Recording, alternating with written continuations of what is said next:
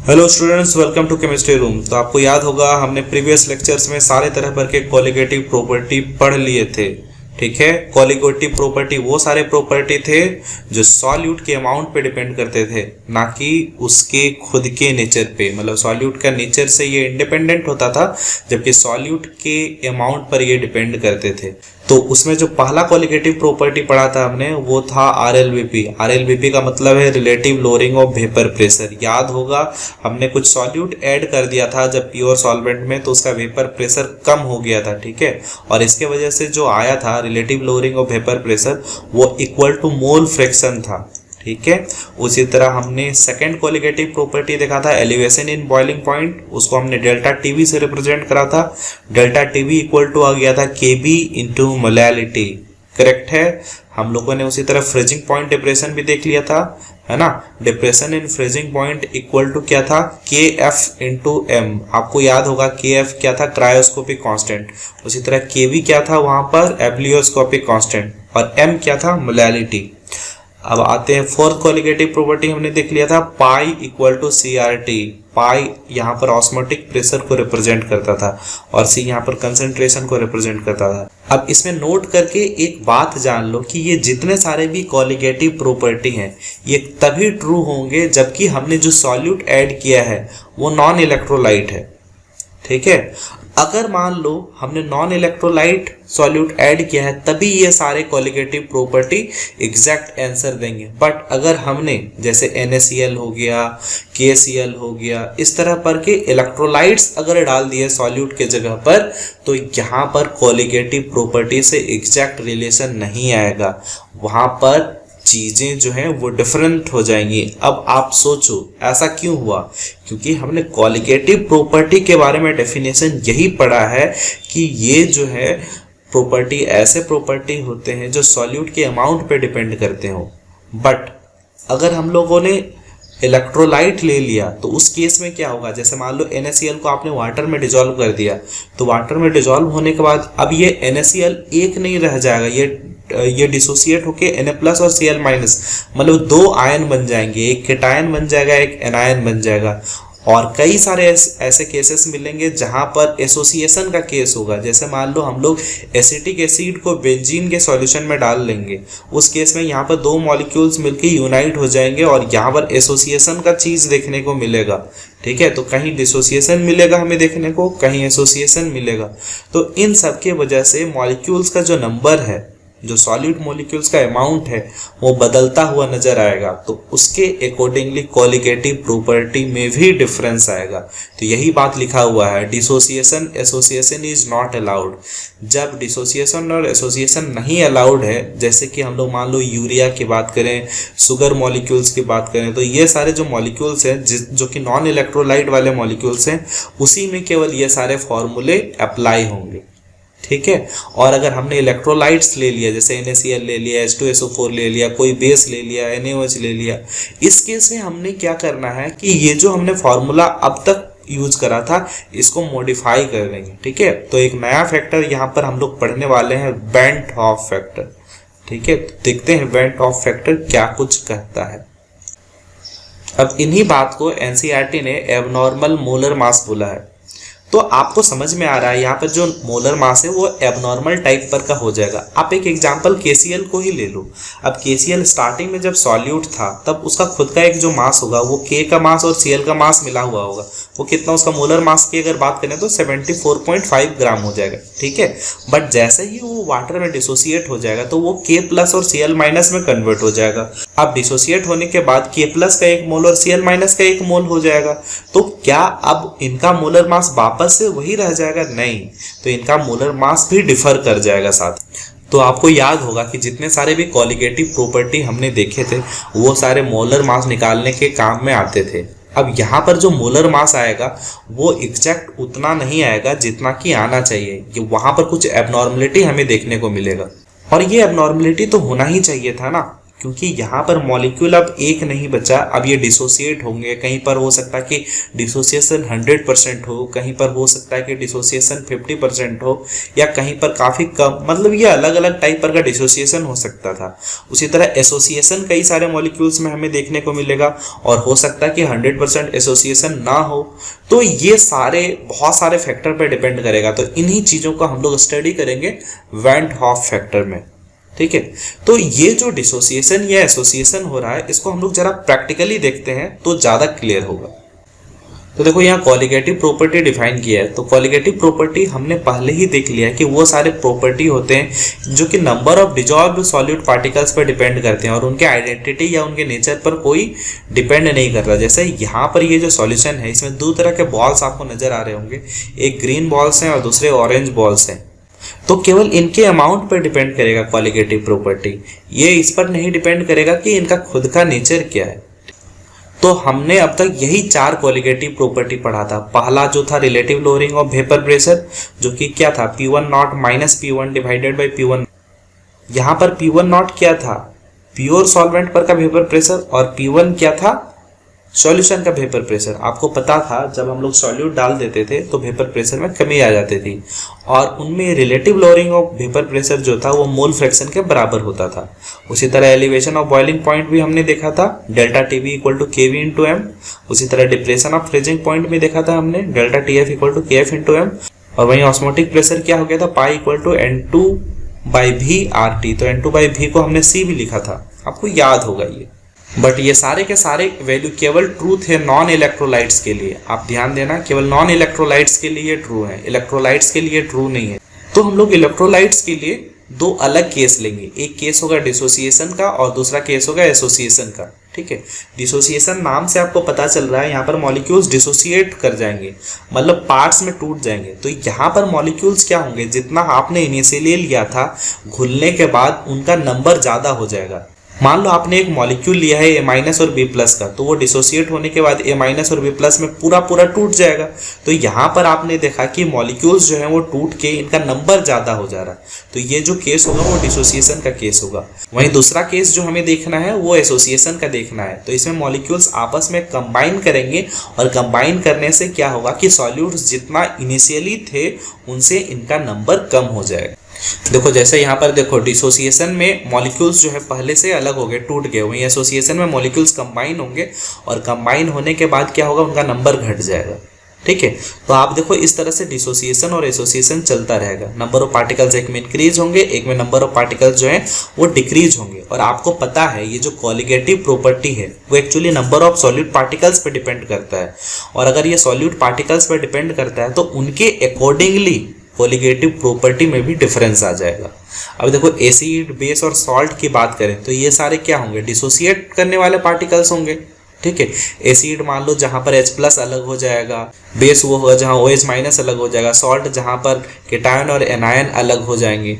तो टोटल मिला के ये सारे तीनों केस जो हैं ये डिसोसिएशन पर के केस हैं, यहाँ पर पार्टिकल्स अलग हो जाएंगे।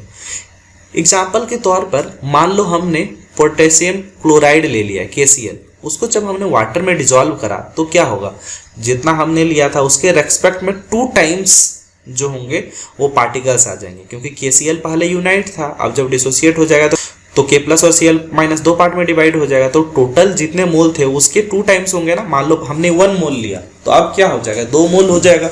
अब क्योंकि नंबर ऑफ पार्टिकल्स चेंज हो गए तो हमने जो कॉलिगेटिव प्रॉपर्टी लिया था, जैसे osmotic pressure, elevation in boiling point, depression in freezing point, ये सारा जो है वो बदल जाएगा, मतलब ये भी 2 टाइम्स हो जाएंगे। देखो यहाँ पर नया क्या हमें देखने को मिलेगा, ये जो मोलर मास होगा ये कॉलिगेटिव प्रॉपर्टी के इनवर्सली प्रोपोर्शनल था। अब आपको याद होगा कॉलिगेटिव प्रॉपर्टी किन चीजों पर डिपेंड करता था, तो अमाउंट ऑफ सॉल्यूट पार्टिकल्स पर डिपेंड करता था। अगर मान लो एक केस ले लिया डिसोसिएशन का, तो डिसोसिएशन में क्या होगा, अमाउंट ऑफ सॉल्यूट पार्टिकल्स बढ़ जाएंगे और उसके बढ़ने से कॉलिगेटिव प्रॉपर्टी बढ़ेगा। तो कॉलिगेटिव प्रॉपर्टी तो बढ़ गया बट मोलर मास तो कम हो जाएगा ना, क्योंकि वो डिसोसिएट हो गए। अब छोटे पार्टिकल्स हो गए, छोटे पार्टिकल्स टूट गए, अब तो उनका मोलर मास कम होना बनता है।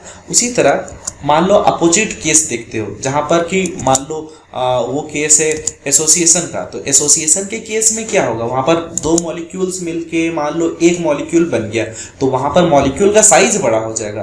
तो साइज बड़ा हो जाएगा, उस केस में क्या होगा, मोलर मास तो बढ़ जाएगा ना, जबकि कॉलिगेटिव प्रॉपर्टी क्योंकि नंबर ऑफ पार्टिकल्स कम हो जाएंगे, तो उस केस में कॉलिगेटिव प्रॉपर्टी कम हो जाएगा। तो ये दोनों एक दूसरे के लगभग हम लोग बोल सकते हैं इनवर्सली प्रोपोर्शनल होंगे। तो यहाँ देखो मान लो ये एग्जांपल KCl ले लेंगे, तो KCl में जो पार्टिकल्स हैं वो स्टार्टिंग सॉल्यूट पार्टिकल्स के 2 टाइम्स हो जाएंगे डिसोसिएट होने के बाद। तो जब 2 टाइम्स हो जाएंगे तो हमारा कॉलिगेटिव प्रॉपर्टी भी 2 टाइम हो जाएगा, ठीक है। जबकि मोलर मास की बात करें तो मोलर मास क्या होगा, जितना हम लोगों ने एक्सपेक्ट करा था जो थ्योरेटिकल है उसका हाफ हो जाएगा बच्चे, ठीक है। जैसे इस केस में KCl का मास 74.5 ग्राम है, तो 2 से डिवाइड कर दो तो एग्जैक्ट आ जाएगा 37.25 ग्राम। सिमिलरली एक एग्जांपल हम लोग एसोसिएशन का ले लेते हैं, तो उसके लिए मान लो हमने बेंजीन को सॉल्वेंट ट्रीट करा है, तो वो तो नॉन पोलर सॉल्वेंट है, नॉन पोलर सॉल्वेंट है, तो उसमें मान लो हम लोग कोई भी कार्बोक्सिलिक एसिड डालेंगे, या तो हमने बेंजोइक एसिड डाल दिया या फिर मान लो एसिटिक एसिड डाल दिया, उस केस में हमें क्या है, एसोसिएशन दिखेगा। तो इस केस में क्या होगा, बेंजीन में जब हम लोग इथेनोइक एसिड डालेंगे तो 2 इथेनोइक एसिड मिलकर आपस में कंबाइन करेंगे और हाइड्रोजन बॉन्ड बनाएंगे। तो हाइड्रोजन बॉन्ड बनाते के साथ ही इनका डाइमर का फॉर्मेशन होगा। तो शुरू में जितने भी लिए थे हमने, तो उसका जस्ट क्या हो जाएगा, हाफ हो जाएगा। अगर मान लो सारे के सारे डाइमर बन गए, तो मान लो हमने 6 मॉलिक्यूल लिया था, तो हमें क्या होगा, फाइनली 3 मॉलिक्यूल दिखेगा, ठीक है। इस केस में ऑब्जर्व्ड कॉलिगेटिव प्रॉपर्टी क्या हो जाएगा, ये तो 2 से डिवाइड हो जाएगा ना, क्योंकि सॉल्यूट पार्टिकल्स कम हो गए, और मोलर मास क्या होगा, 2 से मल्टीप्लाई हो जाएगा, क्योंकि 2 पार्टिकल्स मिलके एक पार्टिकल अब बन गए, ठीक है। अब यहाँ पर हमें कुछ अलग नजर आएगा। एक्चुअली एक्सपेरिमेंटल जो मोलर मास मिलेगा वो हमारा थ्योरेटिकल मोलर मास नहीं मिलेगा, या हम लोग बोल सकते हैं जो एक्सपेरिमेंटल कॉलिगेटिव प्रॉपर्टी मिलेगा वो थ्योरेटिकल कॉलिगेटिव प्रॉपर्टी यहाँ नहीं मिल पाएगा। तो दोनों के केस में हमें डिफरेंस नजर आएगा। तो हमने डिसोसिएशन और एसोसिएशन का केस देख लिया था। डिसोसिएशन में मॉलिक्यूल्स क्या हो रहे थे, टूट के अलग अलग हो रहे थे, और एसोसिएशन में मॉलिक्यूल्स क्या हो रहे थे, कंबाइन हो रहे थे। दोनों ही के केस में सॉल्यूट का जो नंबर था वो चेंज हो रहा था, और अगर सॉल्यूट का नंबर चेंज होगा तो वहां पर से पक्के तौर पे कॉलिगेटिव प्रॉपर्टी बदलेगा, और कॉलिगेटिव प्रॉपर्टी से हम लोग मोलर मास डिफाइन कर रहे थे वो भी डिफरेंट हो जाएगा। तो यहाँ पर जो मिसमैच हो रहा था, इन सबको सॉल्व करने के लिए और पुराने जो इक्वेशंस थे उनको एक नए सिरे से यूज करने के लिए हमने वेंट हॉफ फैक्टर पर का सहारा लिया, ठीक है। इसको हम लोग स्मॉल आई से रिप्रेजेंट करते हैं। तो आई इक्वल टू हम लोग बोलते हैं observed colligative property divided by calculated colligative property. अब देखो यहाँ पर ये जो कैलकुलेटेड कॉलिगेटिव प्रॉपर्टी है, हम लोगों ने कैलकुलेशन के थ्रू कॉलिगेटिव प्रॉपर्टी तो निकाल ही लिया, और ये जो ऑब्जर्व्ड कॉलिगेटिव प्रॉपर्टी है basically practically observed colligative property है, जो सारा एसोसिएशन या डिसोसिएशन सारे केस को हैंडल कर लेगा। अगर मान लो यहीं पर ऑब्जर्व्ड कॉलिगेटिव प्रॉपर्टी हम लोग निकालना चाहें तो यहाँ पर देखो क्या लिख देंगे, आई इंटू कैलकुलेटेड कॉलिगेटिव प्रॉपर्टी। हमने कैलकुलेटेड कॉलिगेटिव प्रॉपर्टी निकाला ही हुआ है, और वो सारे फॉर्मूला जो हमने थ्योरेटिकली देखा था वो बेसिकली कैलकुलेटेड कॉलिगेटिव प्रॉपर्टी थे। जब हम लोग उनको आई एक टर्म से मल्टीप्लाई कर देंगे तो हमारे पास ऑब्जर्व्ड कॉलिगेटिव प्रॉपर्टी आ जाएगा। अब हम लोग बात करेंगे ये जो आई है, आई हमें कैसे मिलेगा। अब देखो, क्योंकि आपको पता है ये जो मोलर मास है वो कॉलिगेटिव प्रॉपर्टी के जस्ट रेसिप्रोकल होता है, तो आई इक्वल टू, इसी को जस्ट मैं ऐसा भी लिख सकता हूँ MC divided by MO। C बोले तो calculated molecular mass divided by observed molecular mass. एक और आई को डिफाइन किया जाता है I equal to total number of moles of particles after association और dissociation divided by total number of moles of particles before association और dissociation.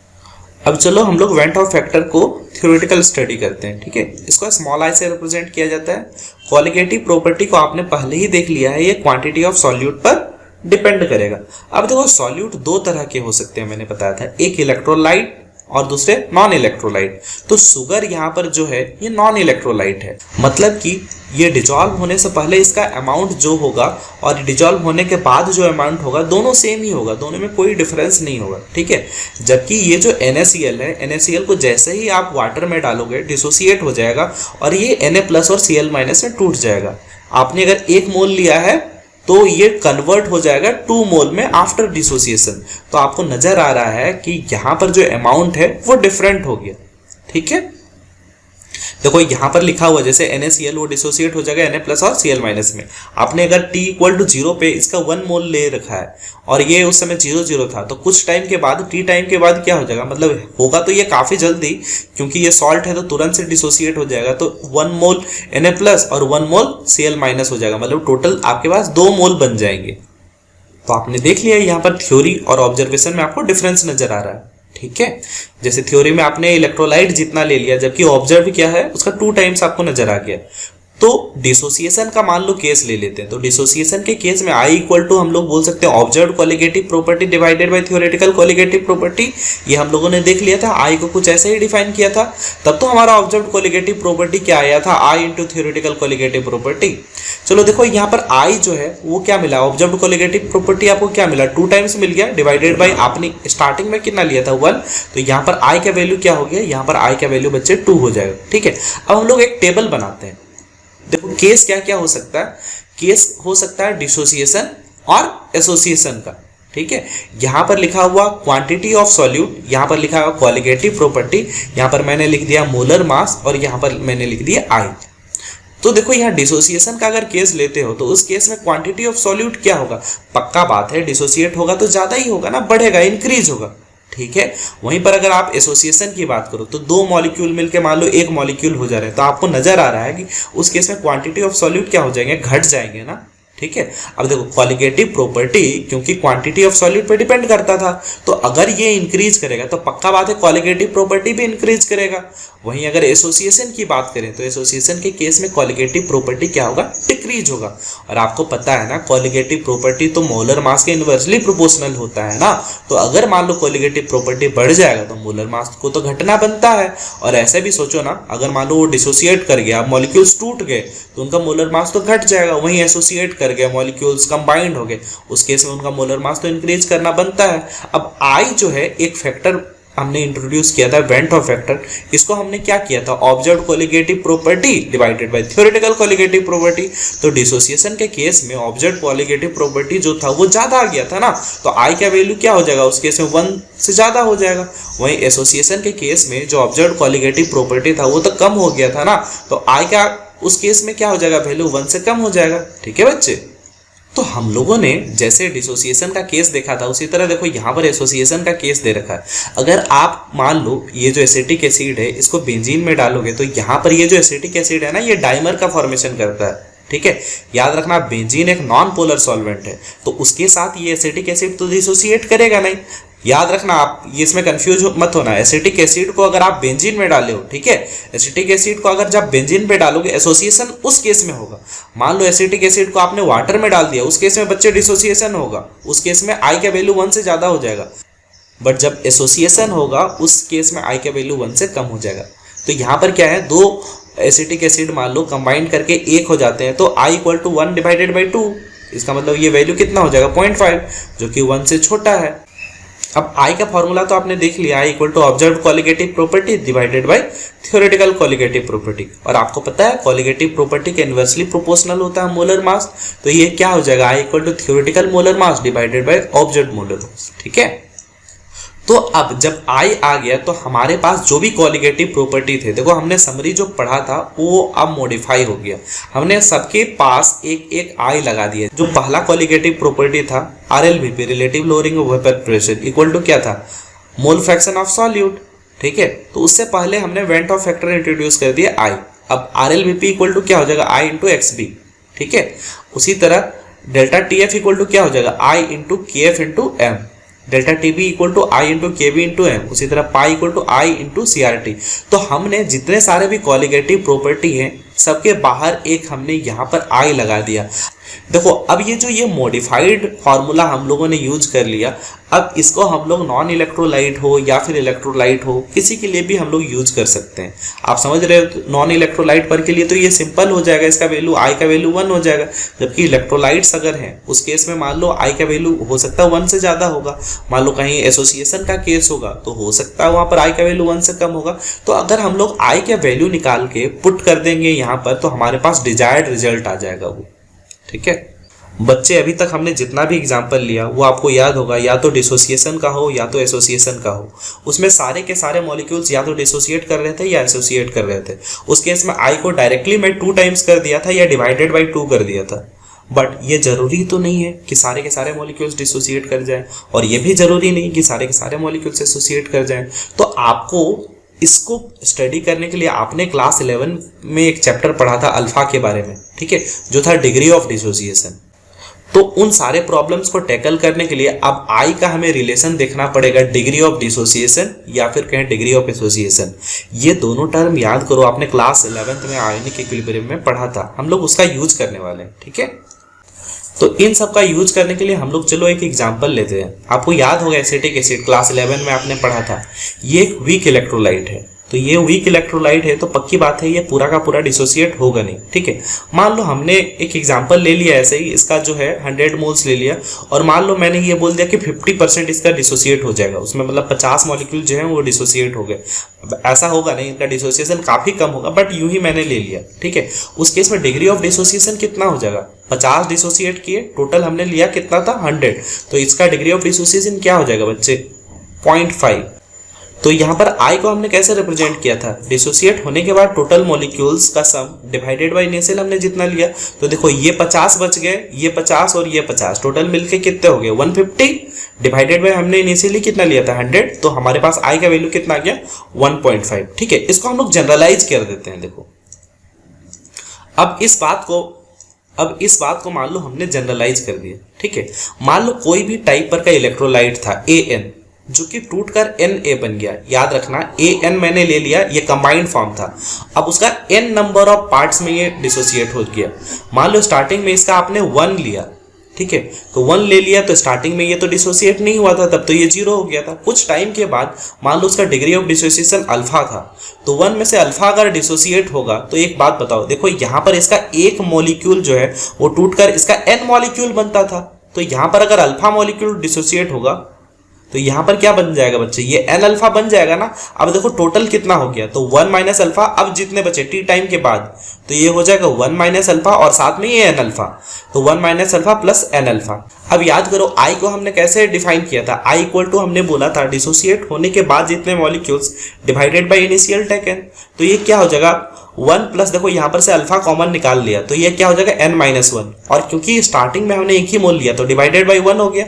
अब मान लो इसको वापस सिंपलीफाई करना चाहते हैं तो हम लोग ऐसे लिख सकते हैं ना, अल्फा n-1 इक्वल टू, अगर 1 को मैंने उस साइड ले गया तो ये क्या हो जाएगा i-1, तो alpha n-1 equal to i-1। अब यहाँ से अल्फा इक्वल टू क्या हो जाएगा i-1 डिवाइडेड बाई n-1, ठीक है।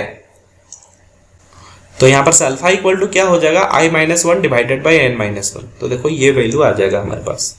तो देखो यहाँ पर अल्फा और I के बीच में हम लोगों ने एक रिलेशनशिप स्टेब्लिश कर दिया। वैसे ये वाला जो रिलेशन है I equal to 1 plus alpha n-1, ये बहुत ज़्यादा इंपॉर्टेंट है। यहाँ पर देखो ये दोनों फॉर्मूला का बहुत ज़्यादा यूज होता है। कई बार ऐसा होगा जहाँ पर कि आपको I निकालना होगा और आपको डिग्री ऑफ डिसोसिएशन दे रखा होगा, ठीक है। वहीं अगर मॉलिक्यूल दे रखा होगा तो आपको n का वैल्यू भी पता हो जाएगा, तो आप वहां पर से I फाइंड करके आप वहां पर कॉलिगेटिव प्रॉपर्टी वाला फॉर्मूला यूज कर सकते हो। वहीं कई केस में क्या होगा, आपको I दे रखा होगा और आपको डिग्री ऑफ डिसोसिएशन पता करना होगा, तो आप ये वाला फॉर्मूला को यूज करोगे। अब चलो हम लोग नेक्स्ट केस लेते हैं एसोसिएशन का, ठीक है। अब यही एसिटिक एसिड को मान लो हमने बेंजीन में डाल दिया, क्योंकि बेंजीन एक नॉन पोलर सॉल्वेंट है। उस केस में आपने क्या देखा था, ये एसोसिएट कर जाएगा, ठीक है। अगर हम लोग मान लो सिमिलर केस लेते हैं t इक्वल टू 0, मैंने इसका 100 मोल्स ले लिया, ठीक है, तो उस केस में तो यहाँ पर कुछ एसोसिएशन हुआ नहीं था। आपको पता है इस केस में देखो ये नॉन पोलर सॉल्वेंट है तो यहाँ एसोसिएशन होगा। तो t equal to T time पर क्या होगा, मान लो इसमें से जो है 50 मोल ऐसे थे जो कि एसोसिएट कर गए, तो 50 मोल अगर एसोसिएट करेंगे तो ये क्या हो बच जाएगा 50, जबकि एसोसिएट होने के बाद ये कितने बचेंगे 25। तो I का वैल्यू कितना हो जाएगा बच्चे, तो टोटल जो अभी बचे हैं वो 50 प्लस 25, टोटल मिला के 75, और डिवाइडेड बाई इनिशियली आपने कितना लिया था 100, डिवाइडेड बाई 100, ये अभी कितना हो जाएगा 0.75, ठीक है। अब इसको वापस से हम लोग इस केस को जनरलाइज कर देते हैं। तो अगर जनरलाइज केस करोगे तो यहाँ पर देखो एसोसिएशन वाला केस में क्या होगा, यहाँ पर रिएक्टेंट में मॉलिक्यूल्स ज्यादा होंगे जबकि प्रोडक्ट में कम होगा। तो मैंने लिख दिया है यहाँ पर Na मॉलिक्यूल्स मिलके एक मॉलिक्यूल An बनता है, ठीक है। तो अगर मान लो इसका एक मॉलिक्यूल स्टार्टिंग में ले लिया, ये तो 0 हो जाएगा। तो अब मान लो बीटा मॉलिक्यूल्स इससे डिसोसिएट होते हैं, डिग्री ऑफ डिसोसिएशन मान लो यहाँ पर बीटा मैंने ले रखा है, तो 1 माइनस बीटा इक्वल टू इस साइड क्या हो जाएगा, बीटा बाई एन होगा ना बच्चे। अब देखो टोटल मॉलिक्यूल्स क्या हो जाएगा, 1 minus beta plus beta by N, total मिला के इतना हो जाएगा। अब आई को हमने एसोसिएशन के लिए कैसे डिफाइन किया था, I after association divided by initially जितना हमने लिया था, तो आफ्टर एसोसिएशन क्या आया, 1 minus beta plus beta by N, ठीक है। अब देखो इसको आप सिंप्लीफाई करना चाहोगे और तो क्या हो जाएगा, देखो आई को मान लो आप राइट साइड ले आओ तो 1 माइनस आई हो जाएगा, और उसी तरह ये बीटा वाला टर्म को अगर आप अपोजिट साइड ले आओ तो ऐसे ही हो जाएगा beta minus beta by N. यहाँ पर देखो 1 माइनस आई, जस्ट मैं इसको बदल दे रहा हूँ, इक्वल टू ये क्या हो जाएगा, बीटा 1 माइनस 1 बाई एन, ठीक है। और बीटा इक्वल टू क्या हो जाएगा, 1 minus I divided by 1 by N, ठीक है। तो चलो ठीक है, यहाँ पर हमारे पास रिलेशन आ गया बीटा मतलब डिग्री ऑफ एसोसिएशन और आई का, ठीक है, वेंट ऑफ फैक्टर का। तो कई बार ऐसा आपको दे रखा होगा जहां पर डिग्री ऑफ एसोसिएशन आपको पता होगा और आपको आई निकालना होगा। जब आप आई निकालोगे तभी तो आप इसको कॉलिगेटिव प्रॉपर्टी में यूज करोगे। तो देखो इन सारे इक्वेशन से हम लोग आई फाइंड कर सकते हैं अगर हमारे पास डिग्री ऑफ डिसोसिएशन या डिग्री ऑफ एसोसिएशन दे रखा होगा, और फाइनली इसको कॉलिगेटिव प्रॉपर्टी में यूज कर सकते हैं। वैसे हमने नोट से सारा चीज स्टडी कर लिया है, फिर भी एनसीईआरटी को थोड़ा ओवरव्यू कर लेते हैं, ठीक है। एबनॉर्मल मोलर मास जो है, अब देखो ये जो आयनिक कंपाउंड्स हैं, ठीक है, ये अगर वाटर में डिसोसिएट करेंगे आपको पता है कैटायंस और एनायंस बनाएंगे, ठीक है। इसने एक एग्जांपल ले रखा है KCl पर का, जिसका की मोलर वेट दे रखा है 74.5। तो देखो आपको पता है ये जो KCl है ये K प्लस और Cl माइनस में डिसोसिएट हो जाएगा, तो यहाँ पर सॉल्यूट पार्टिकल्स 2 टाइम्स हो गए, और अगर सॉल्यूट पार्टिकल्स 2 टाइम्स हो गए तो मान लो कोई भी कॉलिगेटिव प्रॉपर्टी की बात करोगे वो भी 2 टाइम्स होगा। तो देखो इसने बॉइलिंग पॉइंट के बारे में दे रखा है, तो बॉइलिंग पॉइंट आपको पता है ना 0.52 इसका Kb होता है, Kb को मैंने याद करने बोला था वाटर के लिए। अब इसको 2 से मल्टीप्लाई कर दोगे तो ये कितना आ जाएगा 1.04 K, ठीक है। आपने तो लिया था 1 मोल KCl का, बट वो डिसोसिएट होने के बाद 2 मोल हो गया, और क्योंकि नंबर ऑफ सॉल्यूट पार्टिकल्स बढ़ गए उस केस में आपको बॉइलिंग पॉइंट जो था, एलिवेशन इन बॉइलिंग पॉइंट, वो भी ज़्यादा नजर आया, ठीक है। तो आपको याद होगा हमने सारे कॉलिगेटिव प्रॉपर्टी का यूज करके मोलर मास निकाला था, ठीक है। और आपने ये भी देख लिया कि कॉलिगेटिव प्रॉपर्टी और मोलर मास एक दूसरे के इन्वर्सली प्रोपोर्शनल होंगे। उस केस में उनका जो मोलर मास होगा वो क्या हो जाएगा, डिवाइडेड बाई 2 हो जाएगा, जो कि क्या हो जाएगा 37.25 ग्राम, ठीक है। देखो इसने एक एसोसिएशन का भी केस दे रखा है इथेनोइक एसिड पर का। देखो यहाँ पर आपको हाइड्रोजन बॉन्ड नजर आ रहा है, तो यहाँ पर 2 मॉलिक्यूल्स क्या है एसोसिएट कर जाएंगे, और एसोसिएट करके डाइमर का फॉर्मेशन करेंगे। और अगर ये डाइमर का फॉर्मेशन कर रहे हैं तो यहाँ पर क्या हो जाएंगे, number of molecules solute molecules कम हो जाएंगे। तो इस केस में आपको जो कॉलिगेटिव प्रॉपर्टी एक्सपेरिमेंट से दिखेगा वो रिलेटिवली थ्योरेटिकल कॉलिगेटिव प्रॉपर्टी से आपको कम नजर आएगा। जाहिर सी बात है यहाँ पर पार्टिकल्स जो हैं वो एसोसिएट हो गए तो उनका नंबर कम हो गया, तो कॉलिगेटिव प्रॉपर्टी भी तो कम होना था। तो इसी से मोलर मास भी डिपेंड करेगा, वो भी एबनॉर्मल मोलर मास होगा। आपको पता है molar mass inversely proportional to colligative property है, तो वो भी क्या होगा, एसोसिएशन की वजह से मोलर मास बढ़ा हुआ आपको नजर आएगा। सारा टर्म हमने डिफाइन कर लिया था, I equal to normal molar mass divided by abnormal molar mass. वहीं इसको और भी डिफाइन किया था, observed colligative property divided by calculated colligative property, मतलब ये थ्योरेटिकल वाला था। वहीं I इक्वल टू हमने ऐसा लिखा था, total number of moles of particles after dissociation या फिर association divided by number of moles of particles before association और डिसोसिएशन, ठीक है। ये सबसे इंपॉर्टेंट था एक्चुअली, इसी से हमने ये सारा चीज डिफाइन करा था। अब देखो हमने जो कॉलिगेटिव प्रॉपर्टी पढ़ा था उनका फॉर्मूला यही तो था, relative lowering of vapour pressure equal to mole fraction of solute. तो यहाँ पर देखो I से हमने मल्टीप्लाई कर दिया इसको। उसी तरह एलिवेशन इन बॉइलिंग पॉइंट जो था delta TB equal to I into KB into M, ये नया फॉर्मूला आ जाएगा। Depression of freezing point delta TF equal to क्या हो जाएगा, I into KF into M। उसी तरह osmotic pressure of the solution pi equal to क्या हो गया, हमने I से मल्टीप्लाई कर दिया, I इंटू CRT या I into N2RT divided by V। N2 by V क्या होगा, वो C हो जाएगा ना। अब देखो I पर का वैल्यू का एक टेबल दे रखा है, ठीक है। जैसे मान लो NaCl है तो आपने मान लो 0.1 m लिया या फिर 0.01 m लिया, तो आपको पता है जैसे डाइल्यूशन होगा तो डाइल्यूशन से डिसोसिएशन बढ़ता जाएगा। तो देखो I का वैल्यू बढ़ता हुआ नजर आ रहा है, और मान लो कंप्लीट डिसोसिएशन हो जाएगा, 100% डिसोसिएशन हो जाएगा, तो NaCl जो है N प्लस और Cl माइनस 2 अलग अलग आयंस में डिसोसिएट हो जाएंगे, तो वहाँ पर I का वैल्यू टोटल क्या हो जाएगा, 2 आ जाएगा। उसी तरह KCl में भी आपको क्या मिल जाएगा, 2 MgSO4 में भी आपको Mg2+ और SO4 2- 2 आयन मिल जाएंगे। K2SO4 देखो इसमें पोटेशियम के 2 आयन मिलेंगे, तो टोटल मिला के आपको कितना मिल जाएगा, 3 मिल जाएगा। ठीक है, चलो मान लो इसमें एक प्रॉब्लम दे रखा है, देखते हैं इसको करके। लिखा है 2 ग्राम ऑफ बेंजोइक एसिड, एक बेंजोइक एसिड दे रखा है जिसका कि वेट दे रखा है, इस dissolve in 25 gram of benzene, और इसको डिजॉल्व करा रहे हैं हम लोग 25 ग्राम ऑफ बेंजीन। बच्चे तुम्हें समझ में आ रहा है, बेंजीन में डिजॉल्व करा रहे हैं बेंजोइक एसिड, मतलब पक्का ये एसोसिएशन का केस है ना, क्योंकि बेंजीन तो पोलर सॉल्वेंट है नहीं, तो यहाँ डिसोसिएट तो होगा नहीं। सॉज a depression of freezing point, देखो depression in freezing point delta TF दे रखा है, बोल रहा है molar depression constant for benzene is, वो भी दे रखा है। ठीक है, और क्या पूछ रखा है, what is the percentage association of acid in terms of dimer in solution. चलो ठीक है, अगर I का वैल्यू आ गया तो I का रिलेशन हमने अल्फा से पढ़ लिया था, अगर I का वैल्यू आ जाएगा तो अल्फा भी आ जाएगा। तो देखो इसको सॉल्व कैसे करोगे। ठीक है, 2 ग्राम बेंजोइक एसिड दे रखा है, आप इसका नंबर ऑफ मोल्स निकाल सकते हो, ये डिवाइडेड बाय इसका मोलर मास। ठीक है, उसी तरह देखो सॉल्वेंट पर का भी मास दे रखा है, मतलब पर kg सॉल्वेंट भी निकल सकता है, मतलब मोलारिटी आपके पास आ गया। ठीक है, फ्रीजिंग पॉइंट में जो डिफ्रेशन है वो भी दे रखा है, मतलब डेल्टा TF आपके पास है। ठीक है, वहीं आपको देखो KF पर का भी वैल्यू दे रखा है, तो हमारे पास डायरेक्ट फॉर्मूला आ गया ना, delta TF equal to I into KF into molality. अब देखो अननोन चीज केवल क्या बचा, I, अब I का वैल्यू यहाँ पर से आ जाएगा। तो देखो I का रिलेशन आपको पता है, डिग्री ऑफ एसोसिएशन के साथ क्या रिलेशन होगा, तो I और बीटा या फिर आप सोचो अल्फा, इन सब का रिलेशन हमने अभी बताया।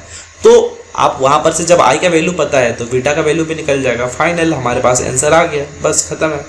तो इसी तरह मान लो हम लोग एक एसोसिएशन वाला केस देखते हैं, तो जैसे ये केस हमारे पास एसोसिएशन का केस था, तो उसी तरह डिसोसिएशन का अगर केस होगा हमारे पास, तो वहां पर भी I और अल्फा पर का रिलेशन पता है हमें, वहां पर से भी अल्फा आ सकता है।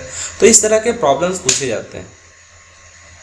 तो हम लोगों ने यहाँ पर वेंट ऑफ फैक्टर खत्म कर दिया। अब हम लोग नेक्स्ट लेक्चर में क्या करेंगे, बहुत सारे प्रॉब्लम्स करने वाले हैं। वैसे तो हमने सॉल्यूशन चैप्टर पर का लगभग थ्योरी पार्ट ओवर कर रखा है, बट हमने प्रॉब्लम्स नहीं देखा है, तो हम लोग नेक्स्ट जो लेक्चर करेंगे उसमें हम लोग प्रॉब्लम्स को देखेंगे।